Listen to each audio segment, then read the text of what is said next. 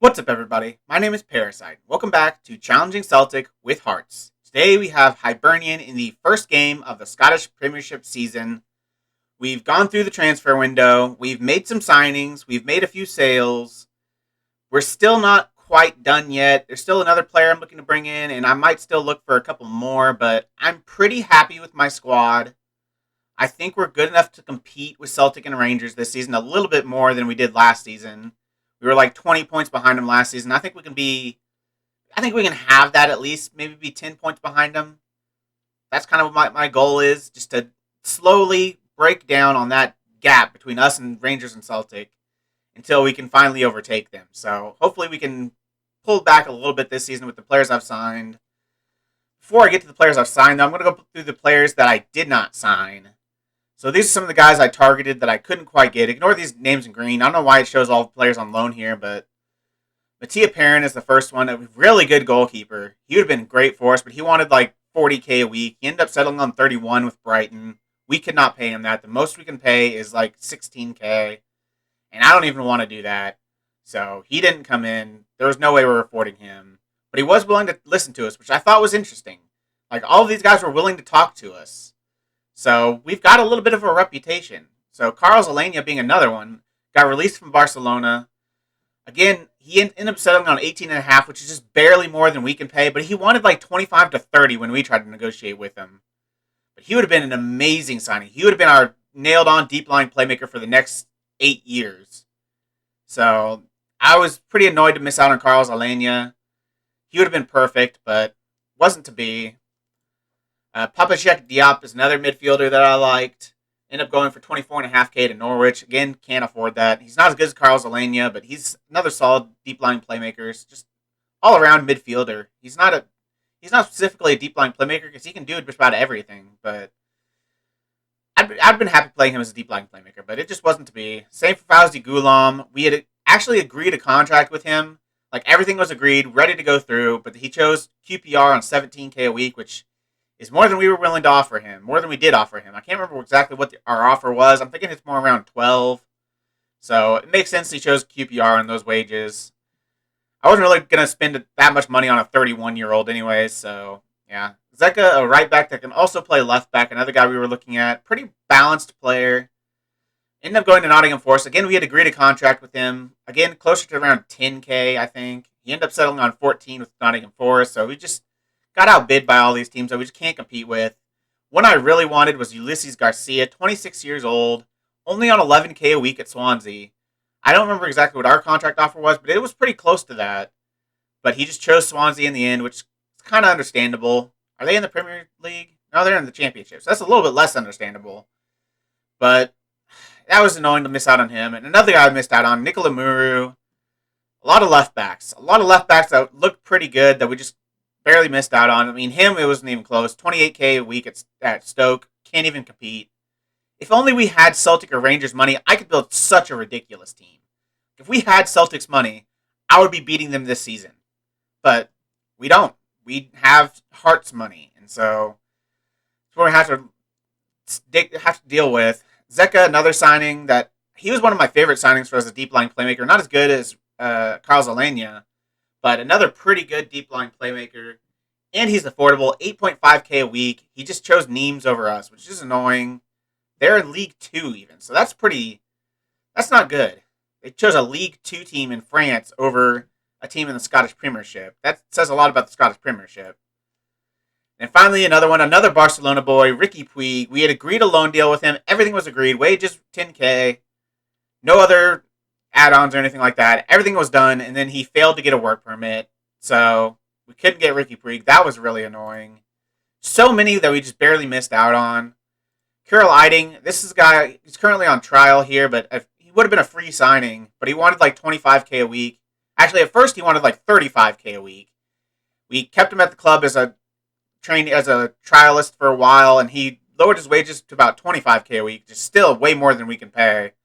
So I just don't think we're ever going to be able to afford this guy. So I brought in a different deep line playmaker. I still kind of want Eiding, but I'd only want him for like 8K or less, and I don't think he's ever getting down that low. Some other players we missed out on. Diego Laxalt, He's currently on here on trial. I'm considering him as our left back, but he currently doesn't want to negotiate with us because of a previous breakdown. I can't remember exactly what it was, but it was over 20K.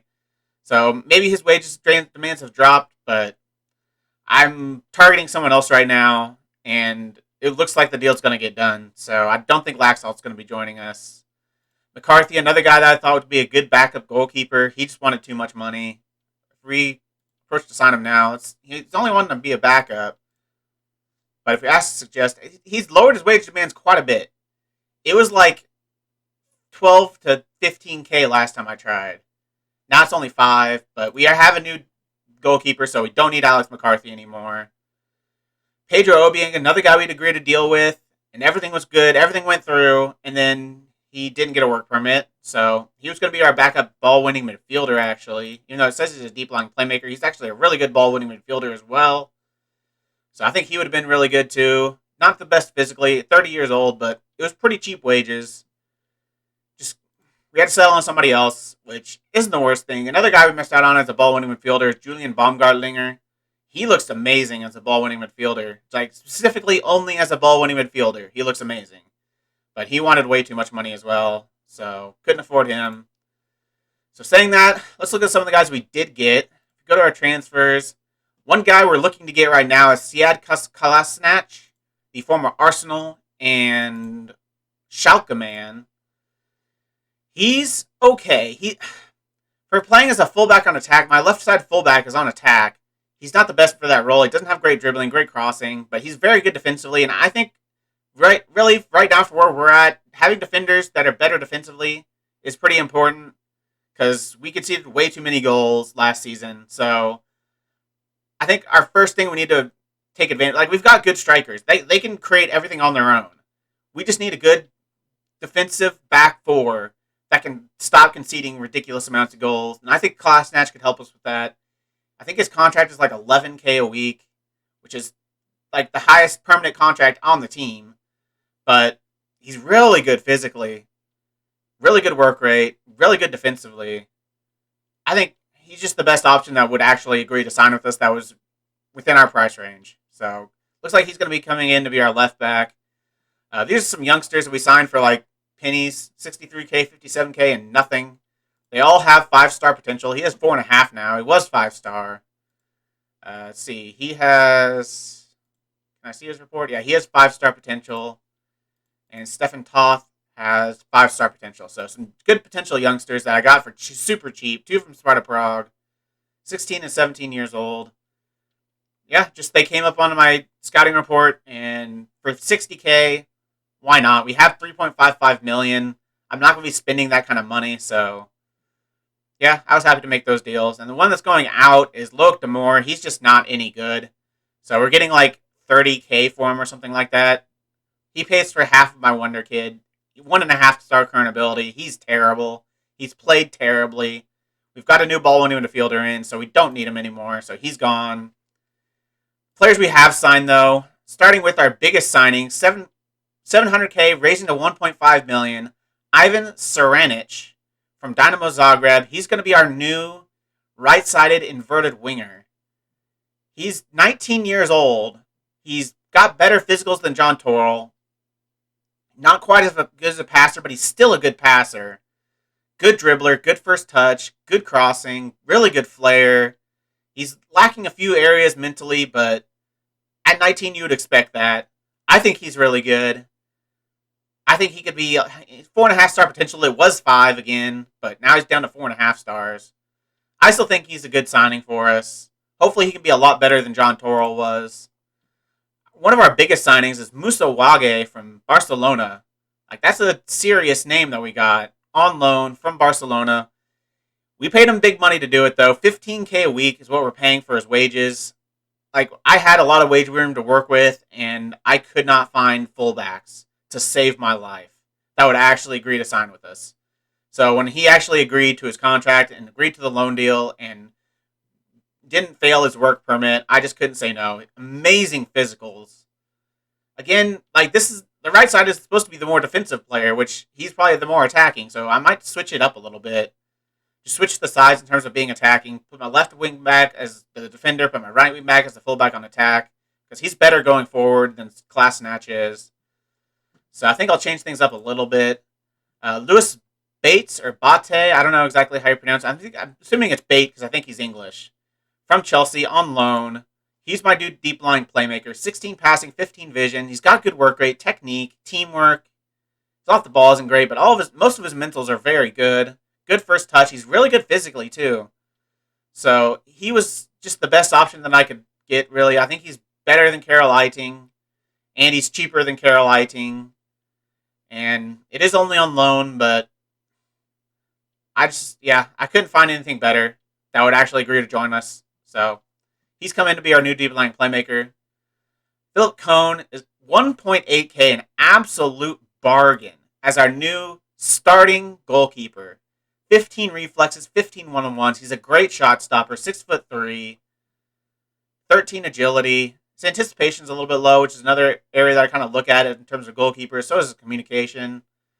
But I think he's pretty dang good. He's got a little bit more potential. Only 24 years old. I think he's a little bit better than what we had. So he's our new starting goalkeeper. 1.8K, an absolute steal. And then finally, the biggest name probably of them all, Fabian Delph, former Man City and Everton man, has agreed to join us. He's our new backup ball-winning midfielder. His marking sucks, but everything else is good in terms of ball-winning midfielder. He's not very good physically anymore. He's 32 years old, but he's the best one I could find. Again, there weren't a whole lot of options that were in our price range that would join us. Valued at $5.5 million, so that's pretty good. He's one of our highest valued players on our team. And he's our backup ball-winning midfielder. But one good thing is he's actually ours. He's a permanent signing. Unlike all these loans that we've got on the team, I've brought in a few permanent signings this season that I wasn't expecting because I wasn't finding anything. But he's agreed to join us, and so our team looks like this. I will switch these fullbacks. He can be a fullback on attack. He can be a wingback on defend. Sousa's going to go on attack, and then Ceranic is going to go on support. Just switch things up on the two different sides. I'm not sure if I need to switch Bate and Odasoe. I actually think having Odasoe as a ball-winning midfielder on the side is the more attacking winger. I don't know. Should he be on the side of the more attacking fullback?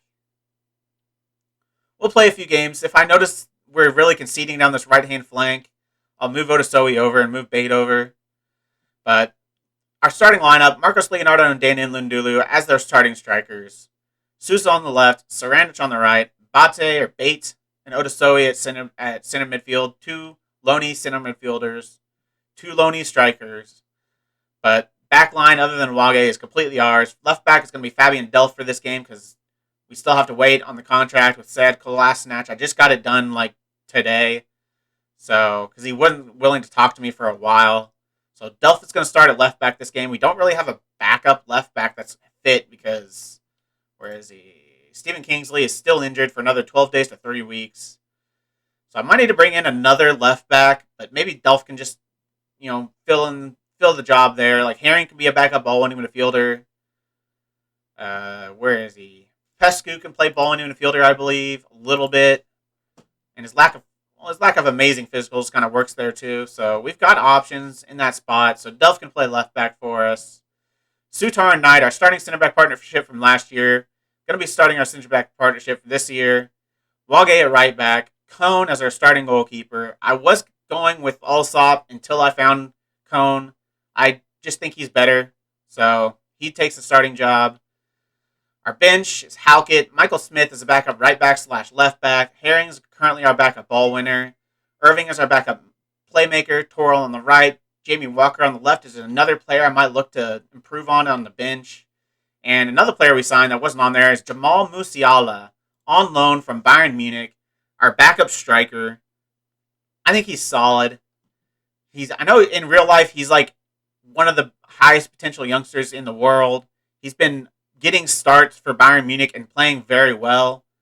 So I'm happy to have him here. I think it's a coup signing if this was a real life thing. Absolute coup. And he can play on the flanks, but not as the wide midfielder. So if I need to play him on the flanks as a little bit more advanced, I will. He's got a fairly strong left foot, very strong right foot. So he can kind of play on either side. I think he's just a much better backup striker than Liam Boyce is. So I needed one striker. I figured I might as well improve on Liam Boyce instead of getting someone even worse than Liam Boyce, who's not very good anymore. 31 years old. So that's our squad. And now we've got Hibernian. Test out the squad, see if it's as good, hopefully even better than last year's. I think our fullbacks are definitely better. We should be much better defensively. I believe we should be much better defensively. And that's what our biggest need was. We were great at scoring goals. With Leonardo and Nlundulu, the two top goal scorers in the league last year, up top, we are going to score goals. So we just need to improve our defense. Hopefully, Delph, Wage, Klasinac, all those guys can help doing that. So let's get into this first game of the season. Let's see how this team plays. And let's get into it. Hibernian is a big rival. We're starting off the season with a big rivalry match. So I'm going to say let's give the fans something to cheer today. Delph doesn't like that, I guess, because he doesn't know anything about the rivalry. But a little bit of faith has turned him around. Most of the team is motivated, except for Wage. That's not great.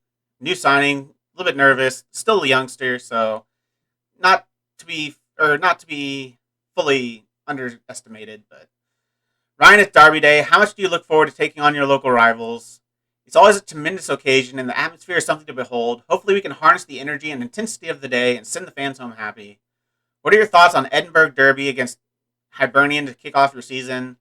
It's an exciting way to get things off and running. The fans will no doubt be up for it, and the players will feed off their passion.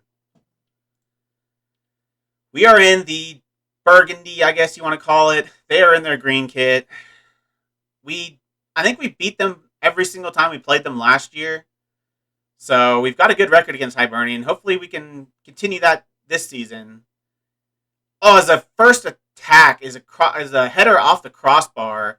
And Souza really puts a lot of whip on that one. That had some whip on it. And it nearly finds the back of the net. But it goes just wide. A pretty solid looking first attack for the team. We still haven't scored yet though, and we've not really done much. Hibernian have been the better team. This is not a great indictment of our new starting squad. Hopefully we can find something here though, as Bates on the ball, puts it towards the back post for Marcos Leonardo. Back to Sutar, who's out in kind of an awkward position. Odasoy looking for Sousa, but Lindsay's going to head out. Who's playing at center back? Is that Delph? And I guess Knight is the other one, but we win the ball back. Ceranic is the first time we see him on the ball. Bait again. Another great ball, and Afonso Sousa. Exactly who we want scoring goals. He is here as our player. He's got a lot of potential to grow, and he's already a very good player. So really getting him involved early is a great sign for us. Ceranic involved in the play. Bait has been just controlling the game so far. He's looked very impressive as that deep line playmaker. So looked pretty good so far. I mean, they've had one more chance than us. Now 3 more chances than us. But we created a pretty good chance right there. And that's all we need to do is create at least 1 or 2 good chances in a game and put them away. We've got the strikers that can put them away. And apparently the wingers as well. So just need to create a few good chances a game, and we can shock some teams out here. I'm going to tell the team not to guard against complacency. Wage is nervous again. Sousa's demotivated. I'm going to tell Wage that no pressure. That motivated him. Sousa, very happy. That motivated him. That's some good man management right there.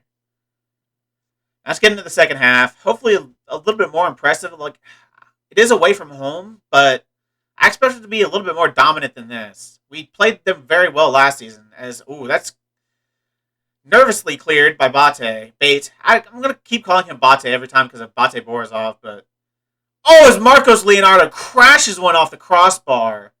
What a shot that was.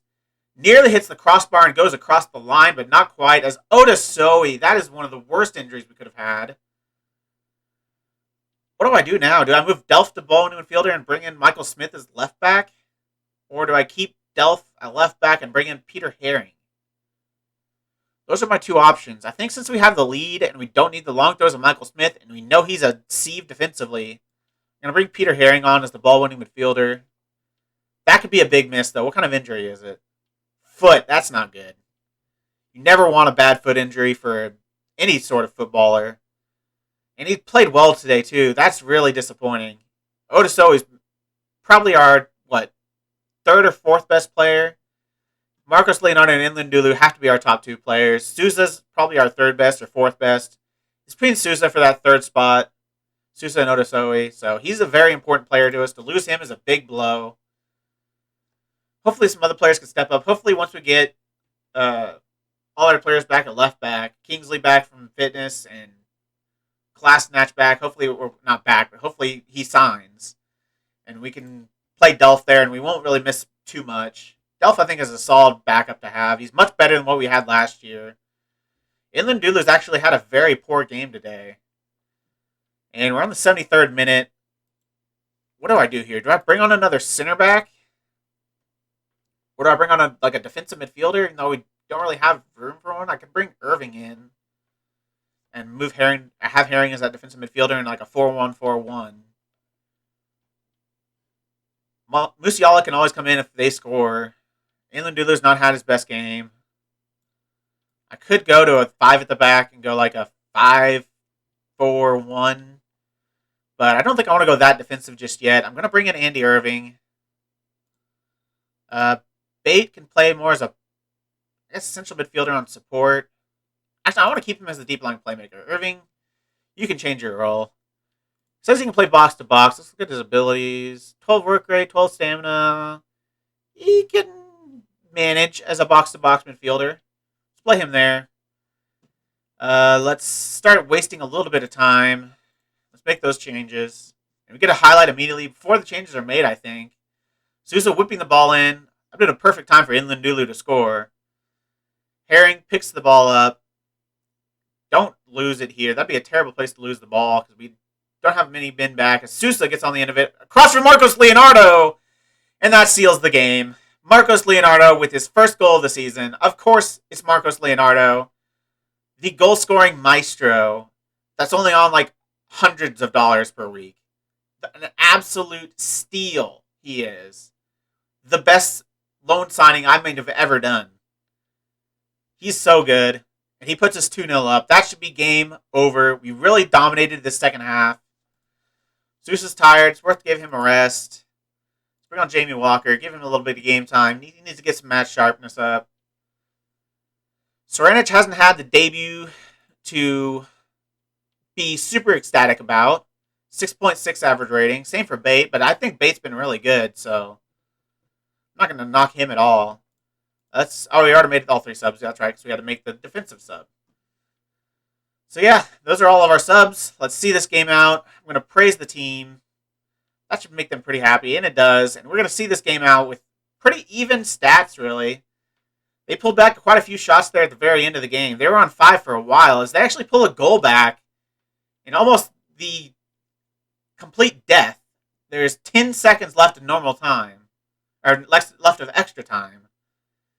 And they score, probably a fair goal. They probably deserve a goal from this game. It's been pretty even. We've created the better chances, but they've created just as many chances. They actually created they created like 4 chances in the last 10 seconds of the game. I guess I must have forgot to move Marcos Leonardo back to the middle, but I don't know how they created so many chances in so little time, but apparently they just peppered us there at the end. They must have been throwing everyone forward. But we were able to hold on. We get the 2-1 win. I'm going to say good win, boys. Well done. Against our bitter rivals away from home. Beating your bitter rivals must make this a particularly pleasing victory for you. I am absolutely delighted. As an Edinburgh lad, Jamie Walker is no stranger to the rivalry with Hibernian. How important is it to have players that understand the passion of these derby games? There's definitely an extra incentive for them, and I think we all saw that today, even though he barely played. So we get the win, along with Celtic, Rangers, and Livingston to start the season. Everyone but Aberdeen and St. Mirren have played, and we are in 4th place to start the season. Livingston won 4-1 over Kilmarnock. Is that... I'm not pronouncing that name. So that was a pretty good win. Pedro, another guy we were looking at, just not really that good. Odasoe, 3 to 6 weeks with a twisted ankle. That sucks. Luckily, it's not multiple months. Month and a half, at most. Month to month and a half.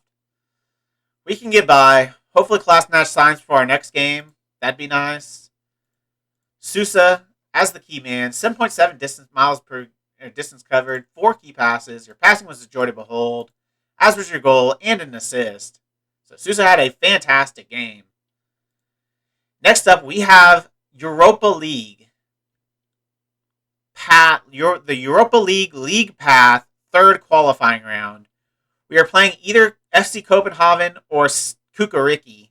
I believe are a Serbian team, yeah. So it's either Copenhagen or Kukuriki. They've got to play each other first, but we're playing them for the first leg here in a couple days. So that's going to be interesting. We could have gotten could have gotten Celtic. If we look at this, the other option was Celtic or Fenerbahce and FK Partizan. So I think we got probably the easiest draw. I mean, I don't know if there's a big difference between Partizan and like Copenhagen, but hopefully Kukuriki can win because they're definitely the weakest team out of all of these teams here. So is third champion. Okay, league path. Then there's a champions path. Then there's a playoff. So yeah, we have to win this third qualifying round match. And then we get a playoff against FK Alexandria from Ukraine. So if we win here, we've got a good chance to get to the Europa League proper. Because I believe after the playoffs is the Europa League proper. So we've got a good chance to get there. We just need to beat Kukuriki or Copenhagen. And we will know that for next episode. We're going to be playing the second leg. As I said last episode, if you didn't watch, I'm only going to be playing one game per episode for the rest of the series, just to get through it a little bit quicker and to get ready for FM22. So, one game this episode, one game for the rest of the episodes of the series. Next one will be the second leg against Copenhagen or Kukuriki. If you made it this far, why don't you like the video, subscribe, and click the bell. The links to all my socials are also in the description. I really appreciate all your support. Thank you all for joining me, and I'll see you next time.